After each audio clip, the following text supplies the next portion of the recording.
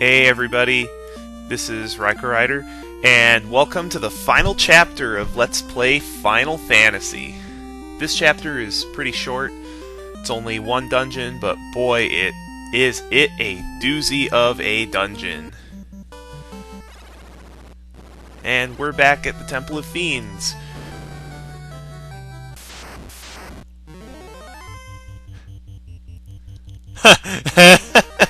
I think I'm actually going to leave this in just to demonstrate what happens when all the enemies run away from a battle. You still get one experience for some reason.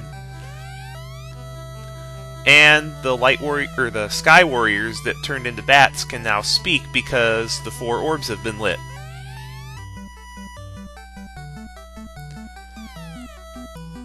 And it's assumed that once we take care of the enemy in the past, that the Sky Warriors will return to their original form. To take a step forward is to go back 2,000 years in time. Well, let's go. Okay, one important thing of note here. The only way out of the Temple of Fiends is to use the exit spell. So if you're ever running out of resources, make sure to save one level 6 spell charge on your red or white wizard. Okay, now this stairwell confused the hell out of me the first time I played because the staircases don't match up. Alright, this floor is probably the most dangerous part of the Temple of Fiends because you can run into enemies like fighters. You could run into these guys as a rare encounter in the Sky Castle.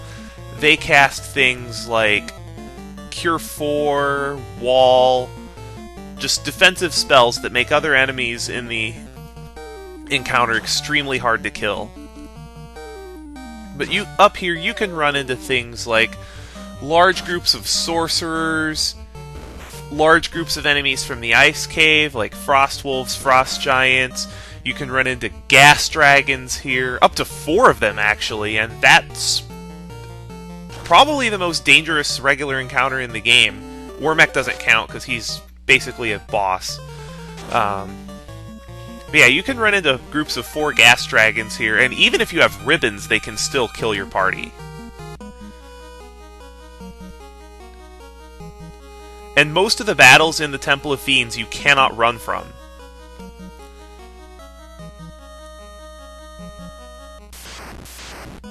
However, the bad men on the 3rd floor are encounters you can run from. If I take one step forward, I'll meet a new enemy, so let's go get him. This is the Phantom. He has a whole bunch of spells like Stop, Zap, Break, Rub. Just take him out as fast as you can. Don't even bother using Fast because he only has 360 HP. He's got a physical attack that can hit multiple times and paralyze you and deal an absurd amount of damage. Just take him out as fast as you can. Also enjoy your 1 experience point and your 1 gold piece. Couple treasure boxes here. Why are they still throwing money at us? This is really bad design because the only way to get out of here is to use exit and we don't need any more gold. Oh, another stone plate. So let's pull out a rod and move this stone plate. Huh, it doesn't work. Remember that item that the princess gave us right at the beginning of the game? This is when it's finally used. Alright, we're not out of the woods yet. We need to get through the other 2 floors. And you can run into basically the same kinds of enemies as you did on the 3rd floor. Like these guys, Chimeras. You could run into these guys in the Sky Castle as well. I don't even remember what they do. Let me check.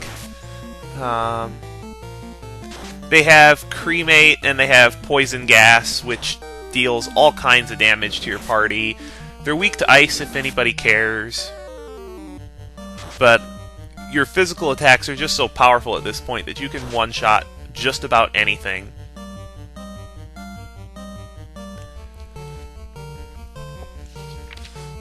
Pretty much every single dangerous enemy in the game is in this temple.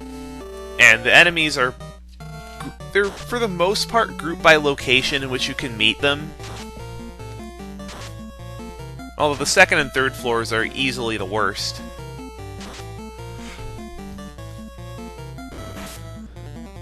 Like, not even the warp spell will take you out of this place. I believe if you try to use the warp spell on the first floor, it just won't function, because this is considered a brand new dungeon.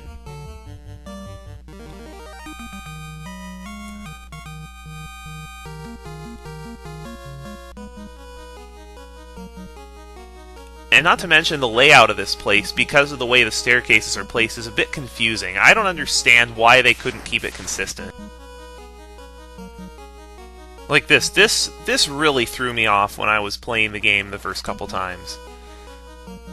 In remembering where to go on the second floor.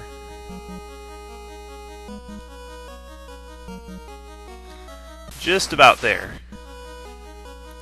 I've said this before, but it's particularly important in this dungeon. When you have to heal, don't heal all the way to full, so if you run into a group of weak enemies, you can use your heal staff to help restore HP. This is a new enemy, the Worm.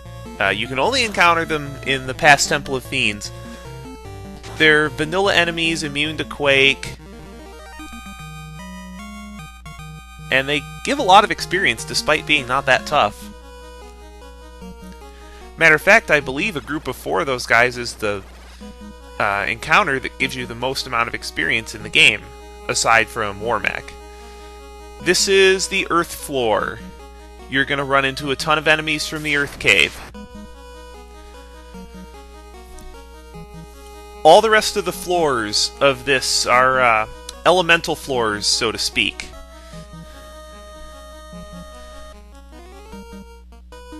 And they do go in order. And as you may remember, a lot of enemies here are weak to fire.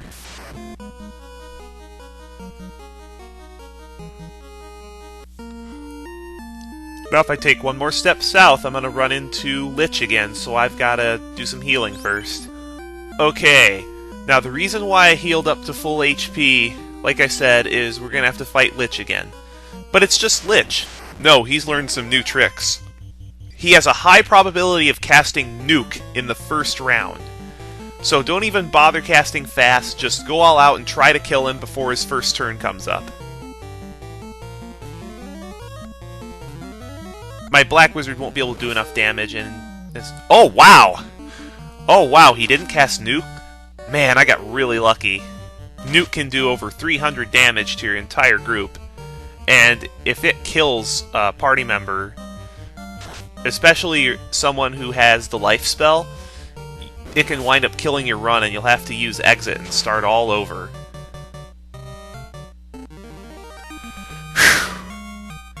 Can't believe I got away with that. Well, that's about all the time I have for this episode. Join us next time when we continue down the elemental floors of the Temple of Fiends. See ya!